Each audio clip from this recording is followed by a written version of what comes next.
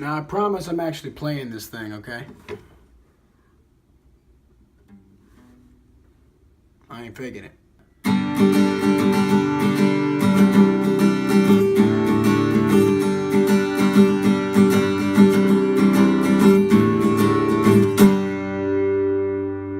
Now, although that wasn't the best sounding version of that song by Green Day, yeah, you think. It was music, and I hope that most of you did know what the tune was, but why is it that we enjoy music? From an evolutionary perspective, scientists have long been trying to describe why human beings spend so much time and energy on music. Cognitive psychologist Steven Pinker once said that music was merely auditory cheesecake, a useless byproduct of natural selection that basically just wastes our energy. Now, he may be right, but that answer does not suffice for me. I love music, so I'm going to give you 5 theories behind why music may present an adaptive advantage for our species. Number 1, to court the opposite sex. Darwin's theory of sexual selection is rooted in a very similar philosophy. For the same reason that men flex their muscles and tan up and look good physically, they play music to court their mates. Darwin puts it like this. Primeval man probably first used his voice in producing true musical cadences, as do some of the gibbon apes at the present day.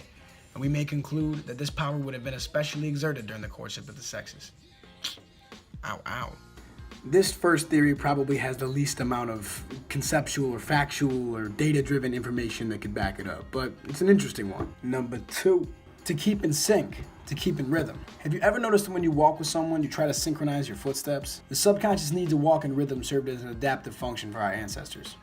Our ancestors likely learned to synchronize their steps to create a uniform sound so that if any predators approached from the outside, they'd be able to hear these footsteps. That's pretty cool if you ask me. Now on to the next theory.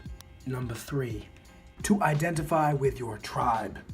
Think about it. Most sports teams have a chant, and most fans have a chant that reminds them that they're a part of that community. We're not too different from wolves howling in the woods. We're basically identifying that we're part of the pack. A common theory in terms of music and evolution is the idea of intergroup affinity and what that posits. Intergroup affinity practically means that the perception of a song when sung in a group is changed at an individual level. So you can practically say that when an individual sings a song with a group, that individual, along with the rest, will believe that that song is more important to the group and maintaining their bonds amongst each other. Next up, we've got theory number, you guessed it, 4, to feel emotions. Music is meant to move us in a way that language cannot.